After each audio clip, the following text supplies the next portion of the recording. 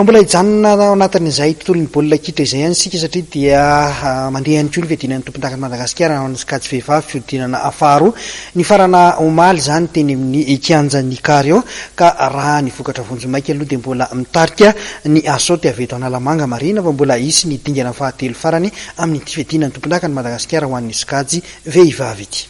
Taorin'ny nandeseny telo ohatra ny ekipa ny SS Abinam Analamanga nandritra ny andro fahenina nataony zoma lasa teo dia efa tsy tratra intsony fa nitanany larana voalohany navositra ho tompondaka azy amin'ny fidinana faharoa ny fiadina tompondaka nasionaly taranja baolina kitra Skady vehivavy diviziona elite ny ekipa ny Asaoty Analamanga. Androany dia mbola nanamafy izany larana voalohany misy azy izany izy ireo rehefa nandesy ny ekipa ny AS Komato Atsimo andrefana tamin'ny isa telo nohatra nandritra ny andro fafito. Ny aloha izay dia resy ny Askam Itasy tamin'ny isa ray nohatra ny ekipa ny Mifa Analamanga. Teo amin'ny lalao fahatelo indray dia lavy ny SS Abinam Analamanga tamin'ny isa telo noray ny ekipa ny FC Presco Ivaky Nakaratra ary farany dia nomotsahany ny ekipa ny Askuf Mahatsatram-bony tamin'ny isa dimy nohatra ny Somme Boeny.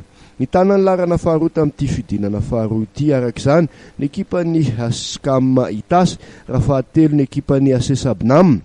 Raha ny tambatrisa taorin'ny fiodinana roa efa vita indray dia ny ekipa ny Askam izay tompony anara-boninahitra farany no mitarika vonjomaika raha ny ekipa ny SS Abinam larana fahatelo kosa ny Asaoty Analamanga. Raha ny fampitam-baovao avy ny anivon'ny Vomera manokana misahana amin'ny baolina kitra vehivavy eo anivon'ny federasiona dia mety ny volana oktobra ho avy izao no anaovana ny fiodinana fahatelo farany ahafantarana ny tompondaka nasionaly amin'ity taona 2024 ity. Tsy mbola voafaritra kosa nefa ny toerana anaovana izany.